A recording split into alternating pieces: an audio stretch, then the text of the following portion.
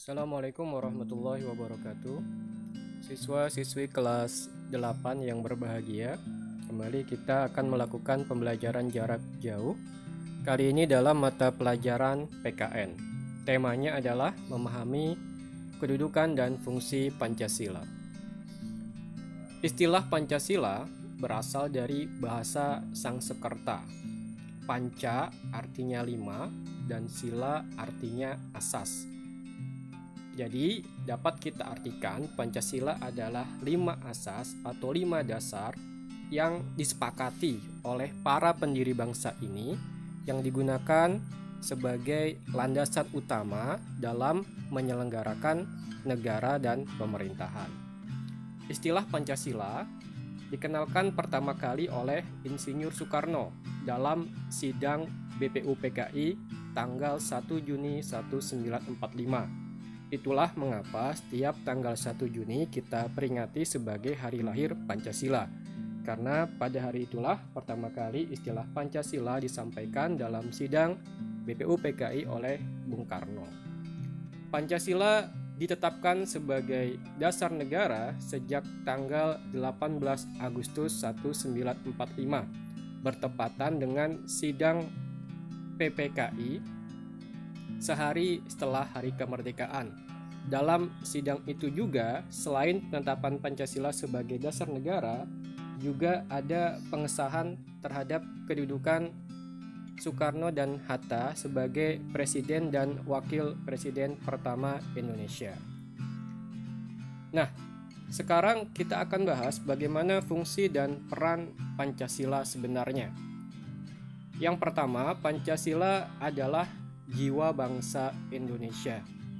Kalian tahu bahwa jiwa merupakan bagian penting yang menggerakkan tubuh. Jadi, jika diibaratkan negara dan bangsa ini adalah tubuh, maka yang menggerakkan adalah Pancasila sebagai jiwanya. Karena itulah mengapa Pancasila selalu digunakan dan dipertahankan sebagai dasar negara, karena tubuh kenegaraan kita hanya bisa digerakkan oleh ideologi tersebut yang sudah disepakati oleh para pendiri bangsa kita. Yang kedua, Pancasila berperan dan berfungsi sebagai kepribadian bangsa Indonesia. Jika kita ibaratkan dalam kehidupan sehari-hari, masing-masing dari kalian tentunya memiliki kepribadian yang berbeda-beda. Ada yang pemarah, ada yang pemaaf, ada yang periang, ada yang cemberut, pemuram, dan sebagainya. Nah, sebagai sebuah bangsa, tentunya kita harus punya kepribadian sehingga mudah dikenali dan mudah bersikap ketika menghadapi situasi tertentu. Dengan adanya Pancasila, maka bangsa kita mendapatkan kepribadiannya sebagaimana sila-sila yang tertera di dalamnya. Contoh misalnya, sila pertama mengatakan bahwa bangsa kita adalah bangsa yang berketuhanan yang Maha Esa. Karena itu, salah satu ciri kepribadian bangsa yang tinggal di Indonesia adalah bangsa yang percaya terhadap adanya Tuhan. Hal yang sama juga berlaku bagi sila-sila yang lain. Kemudian yang berikutnya, fungsi dan peran Pancasila yang ketiga adalah sebagai sumber dari segala sumber hukum. Artinya, semua hukum harus tunduk dan bersumber dari Pancasila. Hukum tidak boleh bertentangan dengan Pancasila. Pancasila merupakan nilai dasar, sedangkan hukum adalah nilai instrumental atau penjabaran dari nilai-nilai dasar. Setiap hukum yang diberlakukan di negara kita tidak boleh bertentangan dengan Pancasila. Misalnya lagi ya, kita ambil contoh salah satu sila Pancasila yang berbunyi keadilan sosial bagi seluruh rakyat Indonesia.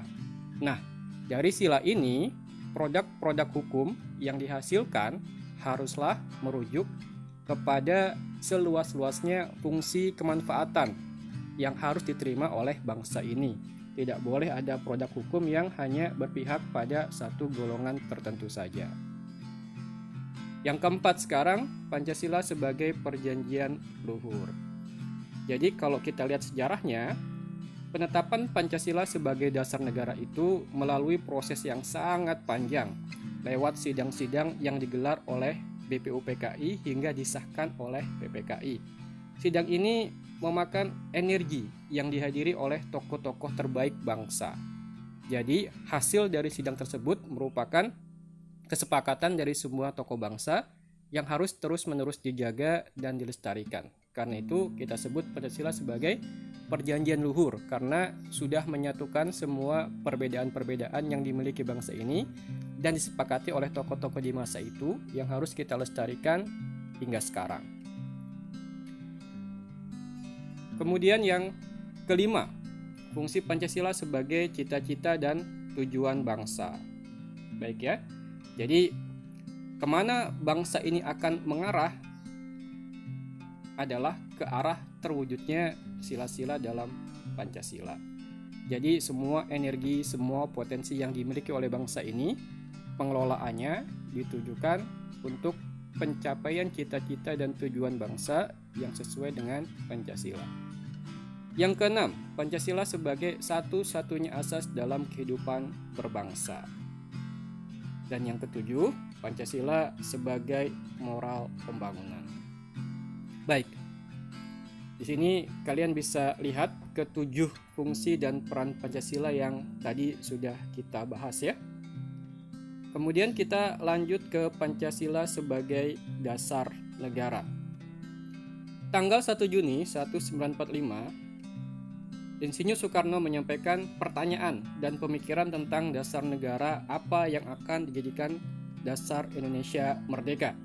Berikut kutipan pidato Insinyur Soekarno.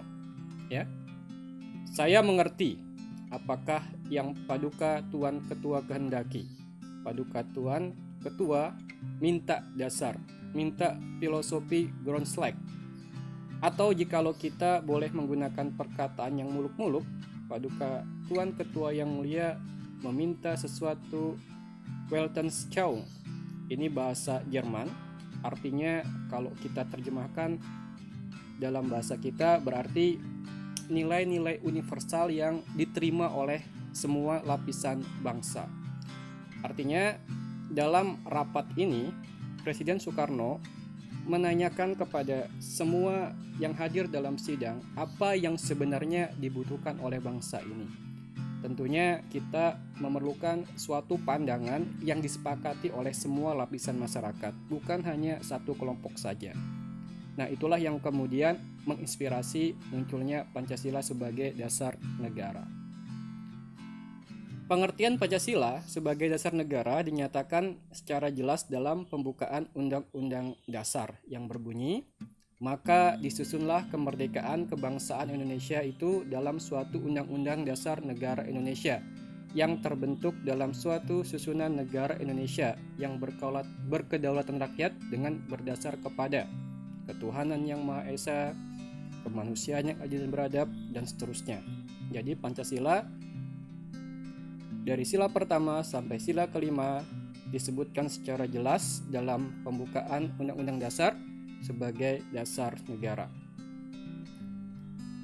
Baik, Pak Eko rasa itu yang bisa Pak Eko sampaikan tentang kedudukan dan fungsi Pancasila.